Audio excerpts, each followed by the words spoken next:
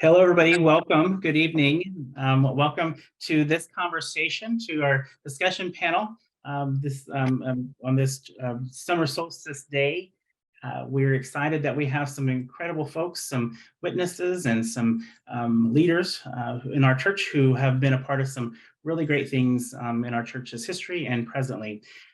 Today, we are going to be talking about the National Indian Lutheran Board, a part of our church's history that really had a huge impact on many things Indigenous in our country, as well as in our church. And so really excited about having this conversation. Some of you joined us not too long ago to watch and screen with us the film Native Nations, which was produced and created by Sid Bean, who is here with us this evening. Hi, Sid, welcome. And we're excited that you were with us then, but really excited that you're with us this evening to hear a little more about the real intentional work of being in solidarity with Indigenous peoples in this church. Folks who are joining us, some of you have heard me say over the last few months, Lutherans had been the leaders in many ways of being in solidarity with Indigenous peoples in the 60s, 70s, 80s. And I'm just really proud of that heritage, and that it is now time to reclaim some of that leadership and opportunity for doing this work and for justice for Indigenous folks. And I think we're doing pretty good. We may not be on NILB level, but we're going to get there. That's my hope and goal. So what I'd like to do is take just a few minutes here to say thank you to Sid Bean and to Marilyn Bode and to Dick Magnus, who were certainly people who were active and leaders in that time with National Indian Lutheran Board, and just say welcome to the three of you, and thank you again for your willingness to have this conversation with us. And what I'd like to do as we start our time together is to remind folks to keep for those of you who are in the audience, that is, to keep yourself on mute if at all possible, because we're getting some feedback there just a moment ago. And if you have any questions or have any comments that you'd like for me to consider asking at the end of our time here, if we have enough time, please enter those into the chat, and I'll be happy to review those. Again, thank you for being here, and let's go ahead and start. I'd like to start with Sid. Sid, why don't you just take a little bit of time here to introduce yourself and tell us where you're coming from and what tribe you are in particular, and then also what roles you might have played in the National Indian Lutheran Board. Yeah, thanks, Vance. Halmatakiapi, which means hello, my friends. My Dakota name is Sanaya Mani, which literally means walk rattling, which really means that, I'm somebody, you hear him coming, you know he was there, and you know when he left. So, and I'm also enrolled with the Flanders Santee Sioux tribe in South Dakota.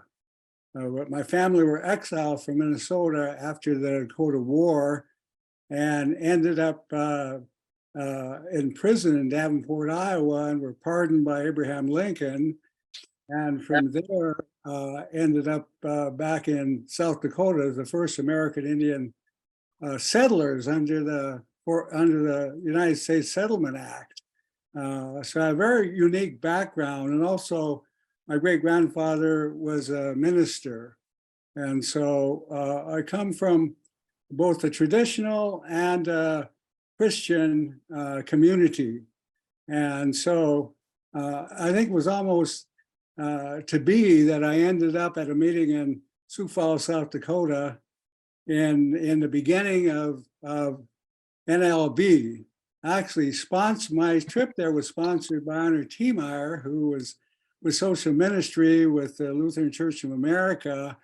He paid for my training as a political organizer in Chicago, and then said, well, there's one thing I want you to do. I want you to go to this meeting in Sioux Falls, South Dakota. And, I think one of those days was 69 and 70. And so I ended up being involved with NLB from the very beginning, from the beginning to the end. All 17 years, I was involved with NLB, and for 3/4 of it, president of the board. But my real purpose of becoming a part of NLB was because of my training as a political organizer during sort of the height of the American Indian Civil Rights Movement.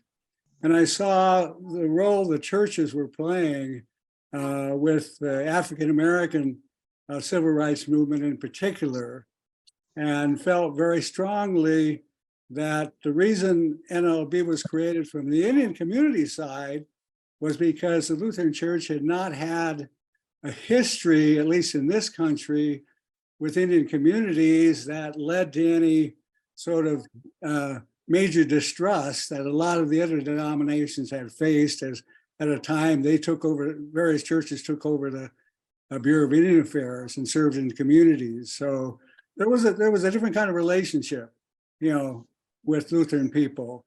And of course, the American Indian Movement, who was the leading kind of advocacy group from the Indian community side, really helped foster, I guess, the excitement and the challenges for Native people to come together and be very well accepted by groups like LUCHIP and of course, LUCUSA, and other bodies of the Lutheran Church who were at this meeting.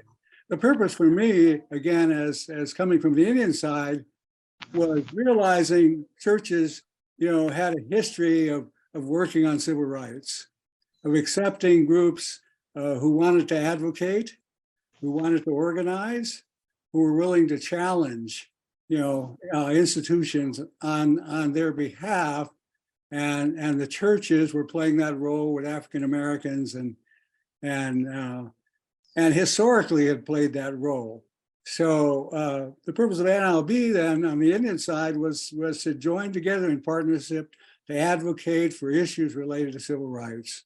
Pretty much heavily social ministry, but clearly the values of Christianity and the values of traditional Indian communities, finding them in a creator, in a sort of a series system of values that did relate, around a creator and particularly around prayer. So, so that was really my purpose, and I think the purpose of others, Native people who came there, was somewhat similar, and so. We were formed rather quickly, which also speaks good about the Lutheran Church, although there were some challenges, as often there are, when people are trying to form a new relationship and understand each other. And so within, literally about a year, the National Lutheran Board came into existence. And then, of course, an executive director was chosen, Eugene Crawford, and I ended up being the president of the board. The first president selected was Charlie Deegan, who was one of the leaders of the American Indian movement. But he found himself in need of more local work and didn't want to accept the national work. And so I ended up then being asked to take that responsibility. And at that time, I was being trained to be a national organizer. And so it fit very well. And like I said, already sponsored by the Lutheran Church of America and Arnie Tiemeyer. And so from there, I was able to sort of branch out personally with Eugene Crawford, served on 2 major committees of the National Council of Churches, also as a part of a related body, the Interreligious Foundation for Community Organization, was established by many of the same people. So along with the National Lutheran Board, which really became the leading advocate, I would say nationally, of Indian people, Indian tribes. This was before gaming, this was before the Indian Sovereignty Act. There was very little money flowing to Indian communities. So the churches really became the leading resource, of organizing people, as well as financial resources to the movement. And so that really created opportunity, I think, for both Indian people and the Lutheran churches to establish themselves, to literally lead in the sense of, if you watch, my film, American Indian Civil Rights Movement at that time pretty much became the leading partnership group to take that lead to get many pieces of legislation passed, Indian healthcare Indian Health Care Act, the opening up of the Bureau of Indian Affairs to bringing new tribes in, a lot of work around education. And if you saw the film, a whole series of issues that NLB sort of brought forward, and then bringing Indian tribes and Indian organizations together with Lutheran churches, and then Lutherans bringing others together. We were a force. We were literally a force, the force to be dealt with at that time. So that was really the purpose, and I think the purpose was carried out through that period. And I'd say entirely through the existence of the National Lutheran Board, because I know some of the other speakers can speak to some of the other issues that they were involved in, and pick up on that from there. Sure.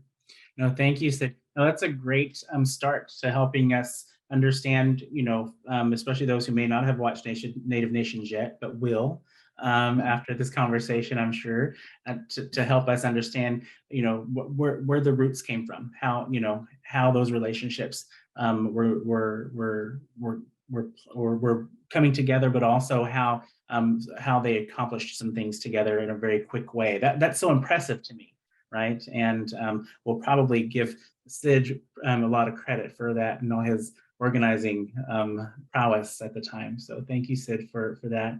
Marilyn, if we could maybe hear from you, introduce yourself and tell us what it was that had you involved, and how were you engaged in National Indian Lutheran Board? Well, that introduction there, Sid, was wonderful. I live in a cabin on the Salish Sea right out of Seattle, and I'm very fortunate in that on both sides of me is a Native American reservation. And so since NILB, I've been able to continue to be connected, I would say, to American Indian people. Early on in the 60s, I was primed to do multicultural advocacy, I guess would be the word. And I went to a retreat, well, my husband and I did, Justice and Social Change, the Urban Crisis. I don't know if any of you remember that the Lutheran sponsored back in the 60s. And at that, my roommate was an American Indian young woman, my age, in the 60s, who had been to a residential school. And that was the first time that I had ever heard about the reality of that. And she showed me the whiplashes, I guess I'd call them, on her back. And here was a woman my age that had gone through that. And I guess that was an awakening for me, that what I needed to do was tell the story to my white counterparts.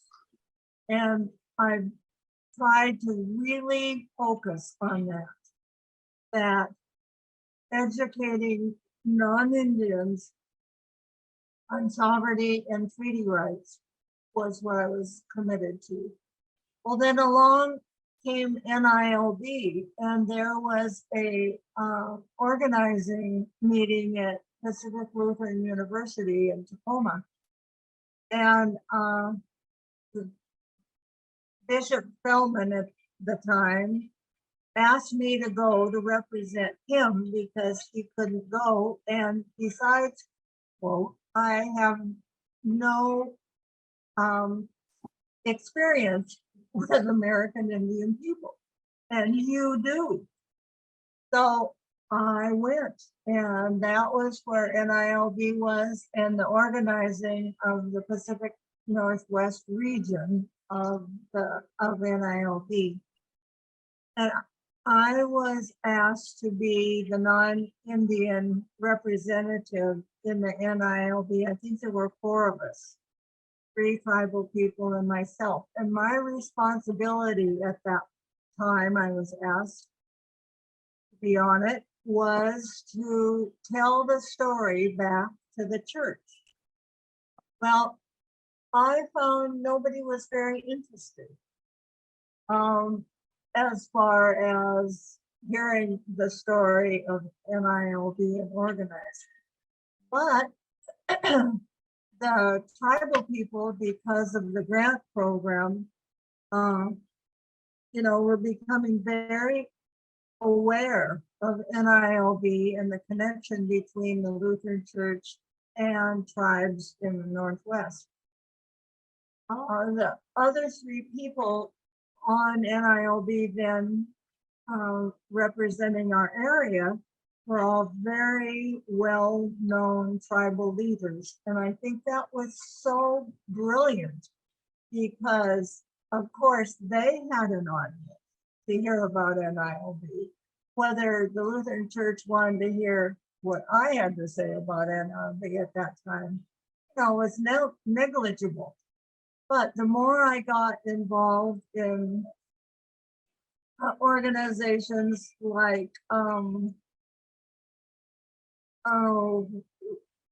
DMNA, for instance, I could go to DMNA and the LCA and talk about NILB, and there was a group of fairly powerful Lutheran men sitting there, having to listen to my little report about NILB. I guess for me, the really exciting thing was when tribes would send in proposals for a grant, and they were so simple. As I recall, they were 1 page, and NILB would grant it and then say to me, will you go out to Quinault? Would you go out to Quileute? Would you go out to Lummi and take the check for the grant? Well, that was incredibly exciting, I guess would be the word, because I would go not really knowing, how I would contact the person, usually the tribal chairman, with my check in hand. Well, the important thing, I think, was the continuing the relationship and checking in and saying, how is it going with the oyster farming? How is it going with the new roof on the smokehouse? How is it going with the fishery enhancement? And so, because of the NILB group that was then expanding into more tribal people, we could continue to ask those questions. And I guess one of my learnings is that we need to stay connected. We need to stay. That so often organizations come and go, people come and go. And I think staying power of NILB for as long as NILB stayed was so important. Mm-hmm. Let's see, what else? Do I have any more time? Yeah, let's give Dick a chance to introduce himself, and then we'll come back around. You'll have some more time here in just a moment. But thank you for that introduction and for getting us on our way to hearing some really cool things about what you experienced. So we're going to come back to that. Thank you, Marilyn. So Dick, introduce yourself to us. But let me say this first.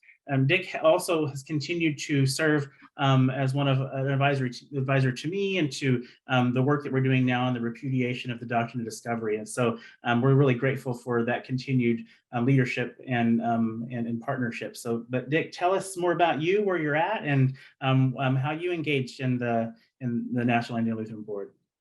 Thank you, Vance. It's so good to be a part of this particular group of four, incredible group of people. Thanks for the opportunity to be together. I come to you from Dakota land, specifically the Shakopee Mid-Wakanton Sioux community, which is about 2 miles from where I live. Growing up, I was a church kid, sort of taught by the church in Luther League, Lutheran Student Association of America, and especially in college, learned with events from LSAA about justice issues and about multicultural concerns and about different communities. Coming from Foley, Minnesota, those were eye-opening times, much to learn.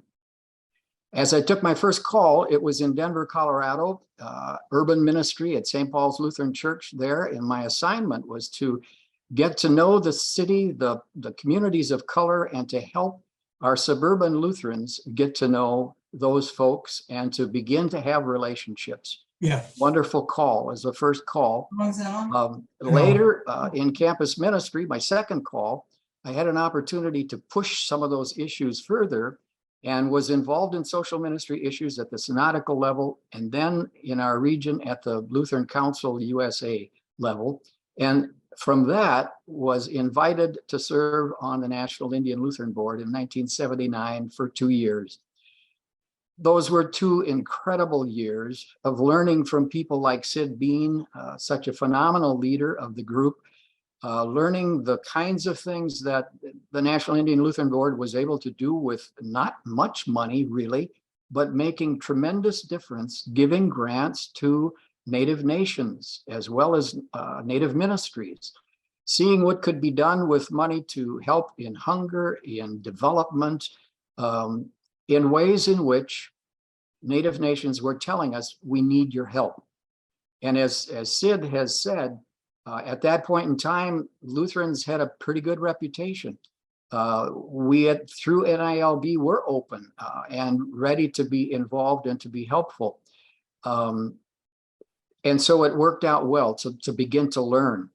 For me, it was education and advocacy that became most important coming out of those 2 years, trying to take back to our Rocky Mountain Synod the stories, a lot of them about Marilyn and the work that she was doing in the Pacific Northwest around the treaty rights, around fishing rights, incredibly important and difficult work that she got into pretty good trouble for. But learning from that and taking that information back and trying to help people see that it's critical that we support treaty rights, that we support sovereignty of Native nations, because it's what we're called to as being people of God that care for all of creation and all of God's people. I was also learning a great deal about the commonalities that we share from our Lutheran theology and from Native spirituality. Sid, you said it, the prayers and the coming together around creation theology, so powerful. And it broadened my theological understandings and deepened my spirituality in ways that I'll forever be grateful for. Moving on from that, working in the Rocky Mountain Synod, had the privilege of working with Reverend Dr. Tinker in the formation of Four Winds Ministry, which was a tremendous beginning of a community organization that now continues to do important work in Denver on property that has been given to that group, which was maybe a little bit of reparations that had happened a few years ago. And then with the churchwide offices, the Division for Outreach, working with the ministries that we have, American Indian Alaska Native Ministries, and also hearing from some of the Native leaders as we were trying to increase and encourage our ministry among Indian people. Marlene White Rabbit Helgamo and Gordon Straw came to us and said, you want to improve your ministry, right? Yes, we really, really do. Okay, then you're going to have to start from scratch because you don't have a clue about Native people at this point in time. We had to say, you're probably right. And so they led us in an Indigenous Institute where we invited 20 leaders in the ELCA to spend 4 weekends, long weekends, learning from Native people what was really going on, and then calling us to be advocates in ways that would be appropriate at that point in time. I'm just so grateful that we've come now to a point where I really do believe that we're reclaiming some of our relational possibilities that we had during NILB days under Vance's leadership. It's exciting, it's important. One of the things that I remember from one of the board meetings that I went to, it was at the 10th anniversary celebration, a summing up word I gave as a report of that particular meeting was, come through for us, we need you. That word goes both ways. We need to come through for one another. We need each other always, so badly.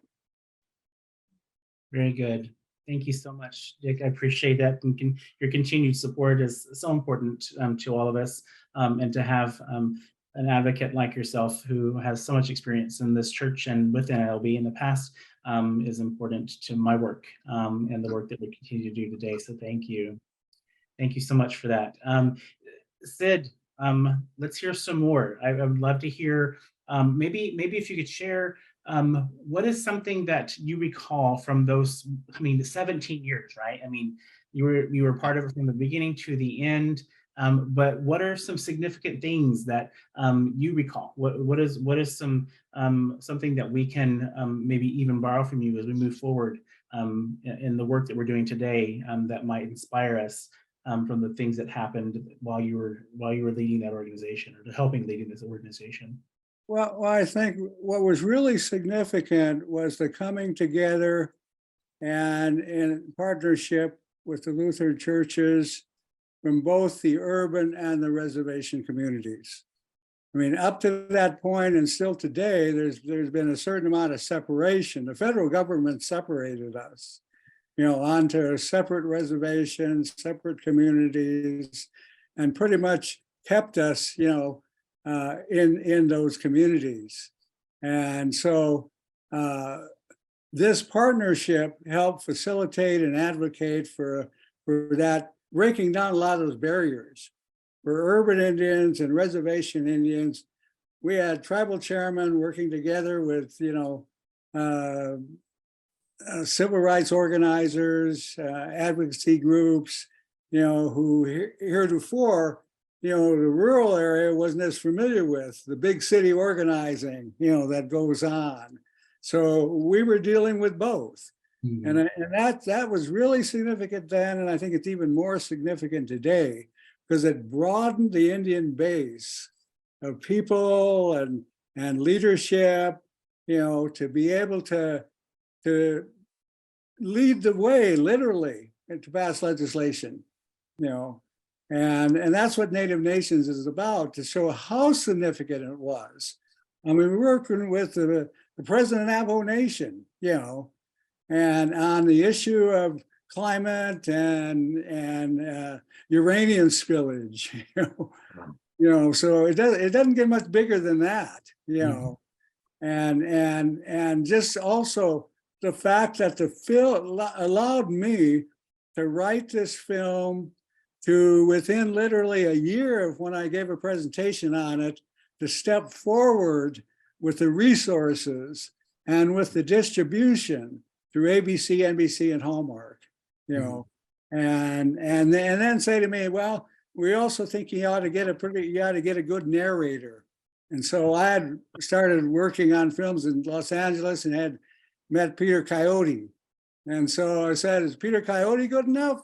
Well, he's the best there is. He's all the Burn films are narrated by Peter Coyote. Can't get any better than that. So we literally had, the resources, the support from the very beginning of me taking on the writing and the production of that film. and then with a lot of good people along the way who came on and were interviewed. For those people that have seen that and the people that were interviewed, these were the best and the brightest, literally, in Indian country, that were involved. If they weren't, in there, it was only because we only had 56 minutes, or we could have gone on for much longer and interviewed a lot more people, but we are restricted by time. So, but these were among clearly the best and brightest, that Indian country had to offer, coming together again with the Lutheran Church to make this film. Yes, absolutely, absolutely. And it's so funny. I tend to joke around a lot with some of my elders, both in the church and outside the church, when I'm promoting Native Nations. I'm like, I'll watch it with you, even though I can say every word. I even posted this last time we screened it, Sid. My Sid knows that my degree's in film and TV. I didn't really do much with it as far as actually production. But I understand how it works, and I understand that, and I'm passionate about it. In fact, I was a part of one of Sid's programs that he created out in LA for young youth and young adults who are interested in film, and I'm grateful for having had that moment. Also, it connected me to a lot of people who are actually in film today, right? That Sid's helped promote. But all that to say, I even posted just that Native Nations is one of the best documentaries I've seen, and I've seen it hundreds of times. And so to be able to watch it again and again, and to continue to think about all the nuances to all the stories that you included, right, and all the voices you included is just so important. So I'm so thankful for that. It literally makes my job a little easier telling this story, or to help continue to tell this story that you folks were a part of in real life. So thank you for that gift. Marilyn, what are some significant, you already shared a couple, but what are some significant moments that you recall? I mean, we already heard you got in trouble, right? Dick's already told us that you got in trouble a little bit, or a lot. But what are some other takeaways or things that you can share with us about your time working with NILB and the significance of that work for you?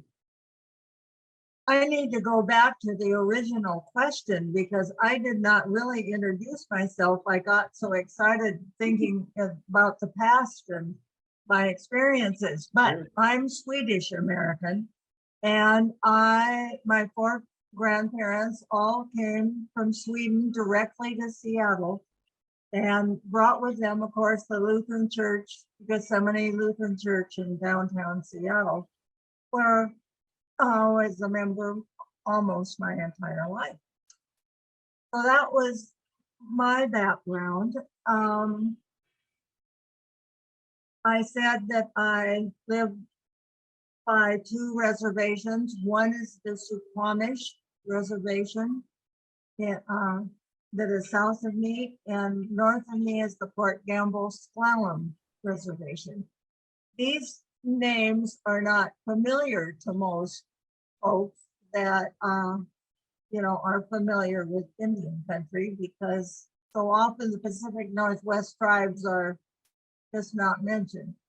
But they are both doing extremely well, I would say, and have so much sovereignty over their actions and what they're about.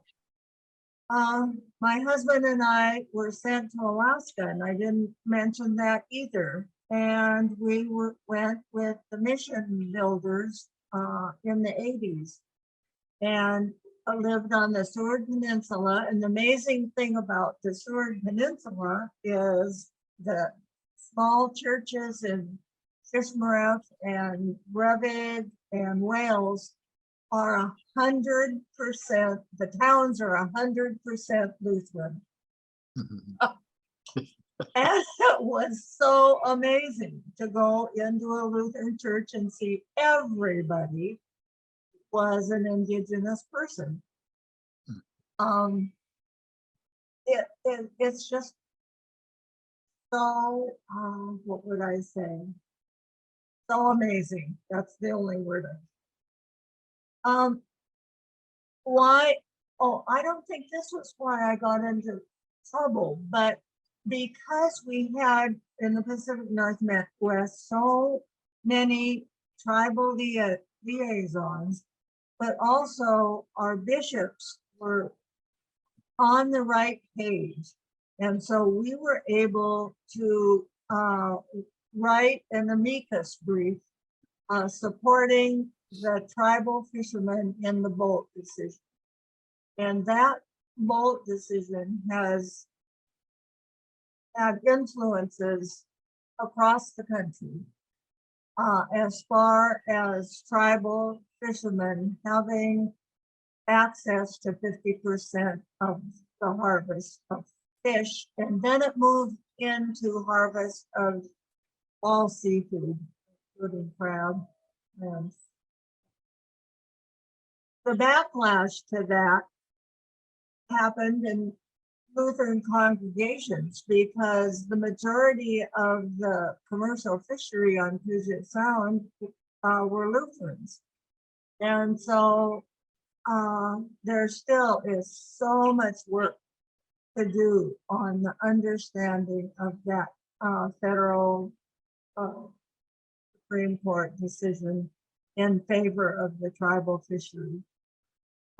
We were able to write that amicus brief, have it supported by the bishops, and who knows how much influence that had with the decision.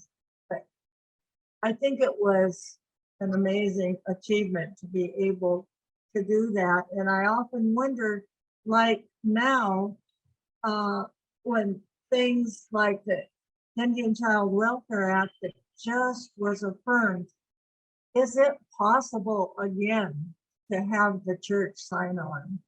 And it may be. Just getting the church, Lutheran Church, to sign on is an incredible educational process. And I'm just asking the question,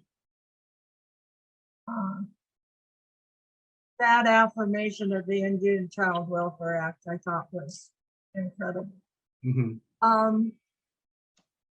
The reason I remember getting in trouble was that there were some Lutherans that thought NILB should be, they called it Saving Indian Souls. And that was somehow in the mind of some conservative Lutherans that that's what we should be about. And so I would be asked, how many Lutheran souls has you saved through NILB? Well, then the educational project would start and say, no, that's not the point at all. So I got sued over that because it was a misuse of funds. NILB funds weren't going to the appropriate use. Yeah. Fortunately, what is that called when the judge says there is really no case here? That was good. But the church attorneys really flew into action to support me. So that was important. Sure. Well, thank you. We'll come back to you in here in just a moment. Thank you for sharing that and for confessing how you got in trouble. Man, I tell you what, I wouldn't have lasted in NILB because, yeah, I'm not, I'm doing so many things. It's not about saving souls, right? Some of the things I'm saying these days, and I credit you folks and your colleagues at the time and all the folks who are doing this work for giving me the freedom to do that. Because today I'm getting to talk about healing in new ways, right? I'm talking about how do Indigenous peoples heal from all the things that we need to heal from, but also how do white people, how do non-Indigenous people heal? And how do I help white people heal from all the things that were passed down to them through their generations before them, and the ways in which they live out their privilege. So to have that conversation, back in the day would make me a little nervous. So thank you, Marilyn, for getting in trouble so that I can do the things that I need to do today in a different way. Thank you, Dick. Dick. So what is something that's significant that you recall from that time and that era? Yeah, going back to a little bit of what Sid said about connectedness and partnerships. I think about Eugene Crawford and what he did for so many people of opening up doors to relationships with Native leaders and helping people to see that we had great deal to gain from one another by just knowing one another. He opened the doors within the Rocky Mountain Synod so that we were able to bring people like Bonnie Jo Hunt, Native American artist, singer, to the Synod to share her musical gifts. He connected us with the Harrises, Fred and LaDonna Harris, and they had some Albuquerque connection. So that was Rocky Mountain Synod connection, and they were able to come and speak with us and challenge us. The door opening, the relationship building, the way in which people were invited to see new things, new people, new ways of living, and the advocacy stuff that came from it. When I was involved, the Rio Puerco River, the spill that Sid mentioned earlier, a terrible thing that took place, and something that, as if you watched Native Nations, did not get publicity the way it should have, because it was a major environmental tragedy. But knowing about that and trying to help people through education in the Rocky Mountain Synod to understand the difficulty of that and to be able to become advocates to help it to be known and to be worked on. Arnie T. Meyer, I ended up working with the Division for Mission in North America, DMNA. Arnie T. Meyer was one of my bosses, and Sid, he got lots of us into really good trouble. Yeah. A wonderful man that had a great sense of justice and that was willing to go to bat in many, many ways to help things to be done, not the least of which were through NILB and all of the work related to Native concerns. He also was involved in helping the churches start Office of Governmental Ministries. And one of the things that I had the privilege of working with soon into being a mission director after 1981 was to get Office of Governmental Ministries established in Colorado and in New Mexico, two places that were important for the life of Native Americans and for all kinds of justice issues. That was good old Arnie T. Meyer doing his work again. But it's the connectedness, it's the opening the minds to the tremendous gifts that can be shared back and forth that I think is what most strikes me from those days. Sure. No, thank you for that. Yeah, that's good. And that's some of the things I keep hearing from so many folks who, understood or knew or were part of NILB outside of this group even. And so it's always good to hear that. I do have a quick question in the chat. Dave and Ev have asked a question. And just so we're clear, just so you know, Dave and Ev and others who might be new to this conversation around NILB, NILB dissolved back in the late 80s before, just as the merger was happening into the ELCA. So the question is we'll ask the question in past tense instead of present tense. And I'm gonna let Sid address this if that's okay, Sid. The question is, was NILB involved in voting rights issues? Yeah, I mean, during the, well, into the 70s, into the 80s, I mean, that was a big issue. And the way NLB worked, we worked through our board members and through the regions and through the local communities. So, and helping connect them, to the best experts, to the best lawyers, to the best, voting rights people. We were in a position to do that, And so, yeah, voting rights was always a part of the process. A lot of Indian people, began to form local caucuses, get involved, as I said, first of all, on the local level, and then support national issues. As I said, we were involved in passing legislation. In order to do that, you have to be involved in voting rights. You have to be trying to get more people educated and signed up to vote. So that was always a part of the process, I would say, from the very beginning, But there were other groups that took that on as specific, to those organizations. I think we were more of a overall facilitator, a provider of resources, and a national entity that everybody could come to. So if somebody needed to work on voting rights somewhere, they submit a proposal to us, it'd be considered along with everything else, and these were proposals that we didn't shape. They came from us for local communities. As I say, all politics is local, Yeah. but you have to have a national pipeline. I learned that years ago. So Yeah, I appreciate that. And in some ways, we don't mean, I think about today, right? And the work that we're attempting to accomplish today. And I think there is some momentum and a sense of urgency to get back to a place where we are making some impact. And of course, it was started with the repudiation of the Doctrine of Discovery, and then the formation of the repudiation of the Doctrine of Discovery Task Force, and then the immediate adoption of the Declaration of American Indian, ELCA's Declaration to American Indian Alaska Native Peoples, all of which you can read and see, everybody, at elca.org/indigenous. So go check that out. It's a beautiful little website, so go check it out. All the resources are there.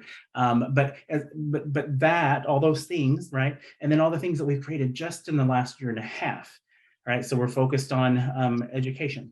So looking at first, how do we create leaders for our Indigenous ministries?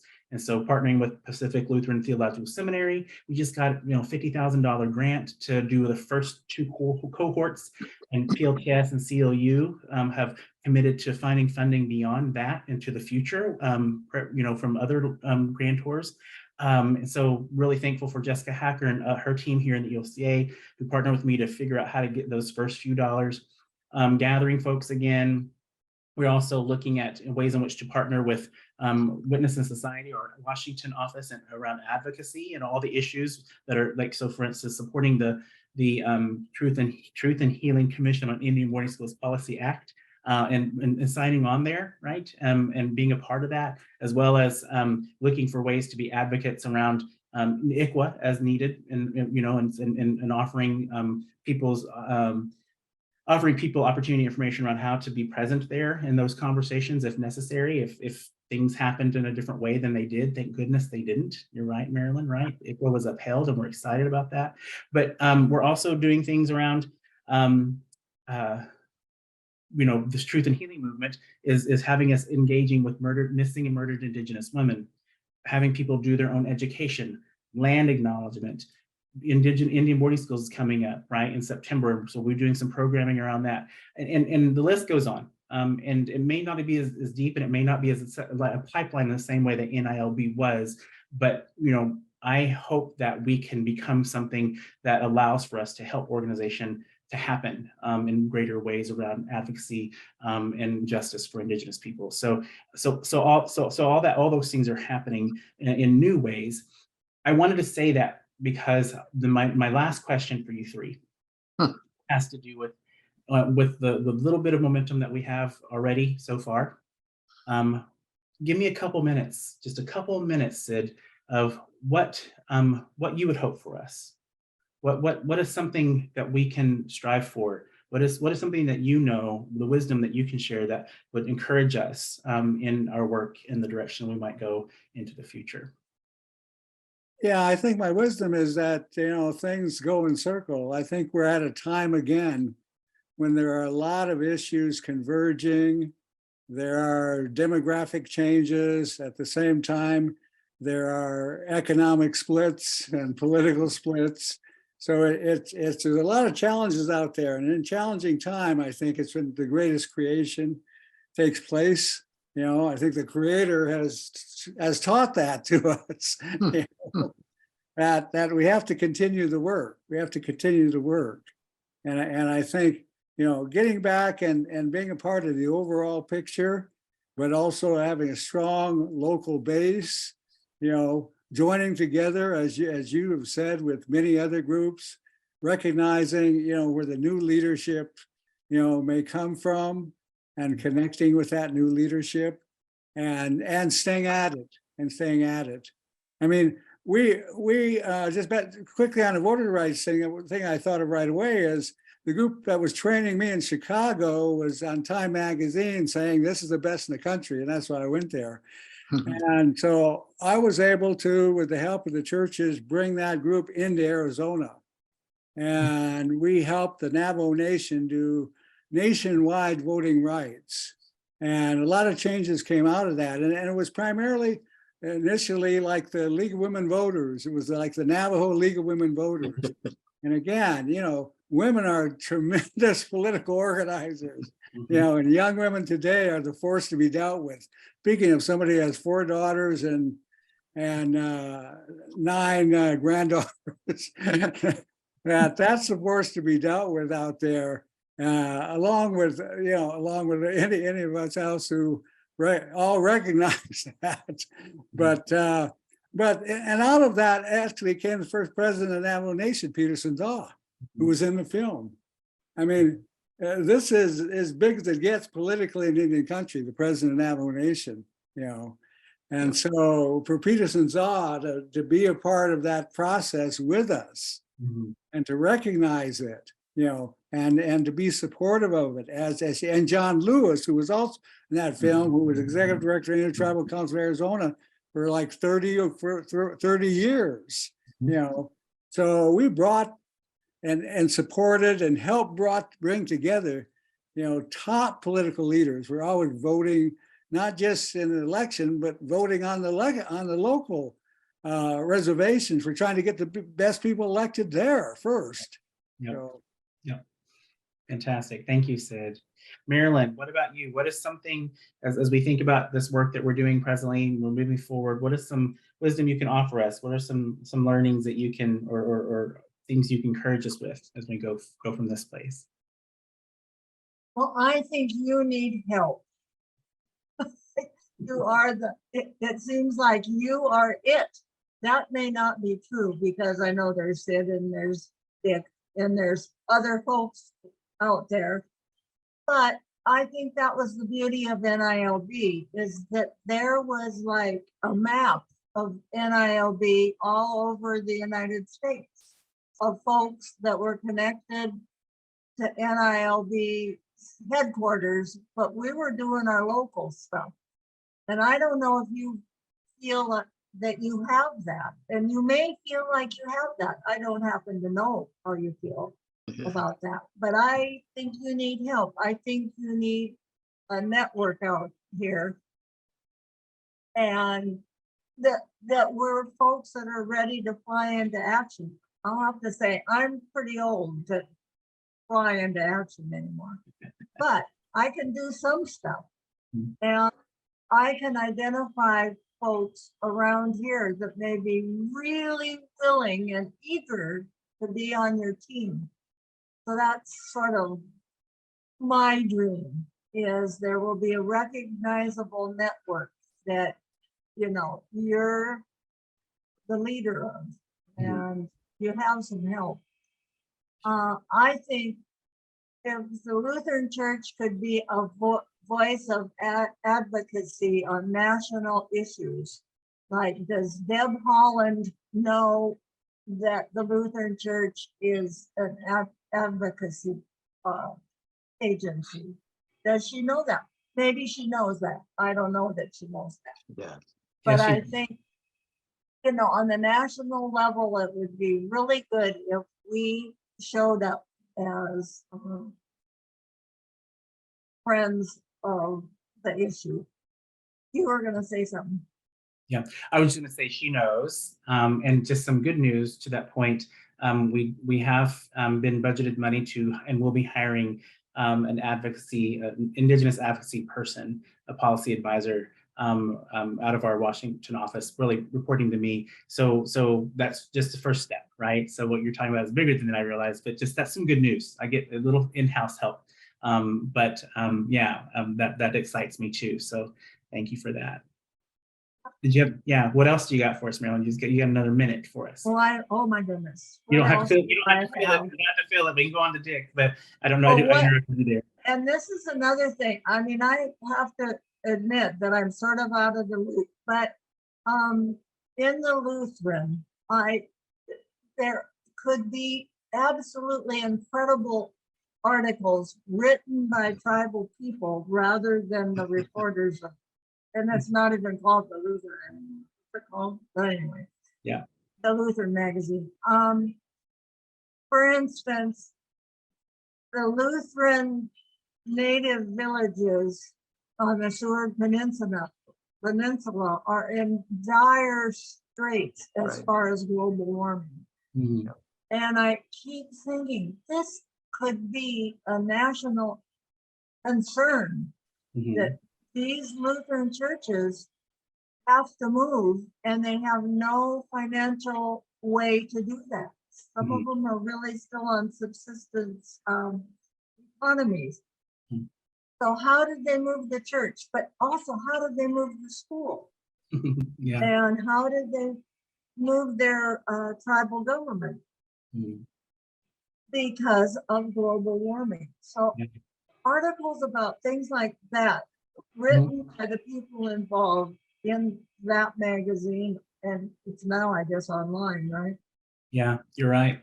Thank you, Marilyn. I think I agree with you 100%. I think there's new ways we can do that, and I do believe that our communications team is open to hearing that and wanting to be about that moving forward with us. So but having a person such as yourself who has all this experience to say that out loud to you will certainly be encouraging as well. So thank you for putting that in front of us. I'm so grateful. Dick, what about you? You got 2 minutes. What Dick's I make Dick's do so many things in regard to this work around Indigenous things still. I'm sure he has a lot of things to say, but you got a couple of minutes here to share. Where can we go next, maybe, Dick? I'll try to say it quick. Back to some of the things that Marilyn was calling for. Marilyn, a lot of what you're asking for is happening. That's the really, really good news. Looking at the title that Vance has, the Director for Indigenous Ministries and Tribal Relations, that's a major change all by itself, helping us to see that we're going to reclaim what we used to be, and we're going to be leaders in working with tribal nations, native nations. The website is a marvelous gift. If people would just, my hope is that the church takes seriously Presiding Bishop Elizabeth Eaton's invitation that during these months, we all look at what's happening, we look at the resources, and we learn and learn and learn. Vance has been teaching the directors for evangelical mission, one in each synod throughout the church, to know about what's happening and to be people who can spread the word about what needs to happen. The fact that we're going to have a staff person in Washington, D.C. to work on these issues is marvelous. What I hope for is good health for Vance. He does have a team. The Repudiation Task Force is about 23 people that have come together, native and non-native. So the teams are developing. Local levels, the teams are developing. We just need time to help them to do that, and prayers for strength and wisdom and courage for Vance to lead it on. Yeah. Well, thank you. And you're right. There are folks who are out on the ground. I get one example I would say is, we're our truth seeking and truth telling initiative around Indian boarding schools. We have like 40 people on the ground. I'm maybe exaggerating by a couple, but there's a lot of people on the ground already, just in 3 states, really doing hardcore research around how Lutherans were implicated and complicit in Indian boarding schools. So that's just one tiny example. But I still needed to hear it. I still needed to hear from Sid, Marilyn, and Dick, right, about the ways in which we can do better. Because when we want to do better so that we can be better. We want to be better so we can do better. And I think that the more we know and the more we share this, the more we have people engage, we can accomplish that as a church and continue to be those leaders in around Indigenous injustice and Indigenous advocacy. So this has been so wonderful. You 3 know that I care about you so much, right? And love you, and you have been significant. I've not worked closely with Marilyn, but I know Marilyn's legend, and all the incredible things that people continue to witness on your behalf, Marilyn, it has been a part of my life and my work in the church for the last, I don't know, we'll say, 30 years. And of course, Sid, you have been so significant to me in my communications experience, but as well as just hearing stories around a fire behind Marlene's house at times, right? When we could do that. And of course, Dick, your continued encouragement and support along the way. I am just excited that we've had a chance to gather. For those of you who were able to gather with us tonight, please do go check out elca.org/indigenous. Continue to look at the calendar of events that are coming up. I'll be updating for July and August on this Friday, prayerfully, if not Friday, Monday, for more opportunities for learning and gathering and those types of things. But check it out. But don't just check it out. Share that website. Share it with all of your networks, with your congregations. Encourage your synod to do the same if you don't hear things coming from your synod, though most synods are communicating for us, and we're so grateful. This is a movement. The Truth and Healing movement is a movement of the church. We're commissioned by our presiding bishop, Elizabeth Eaton, but also we are commissioned by the indigenous folks upon whose land we are living. And so we want to remember that as well. Thank you, Sydney.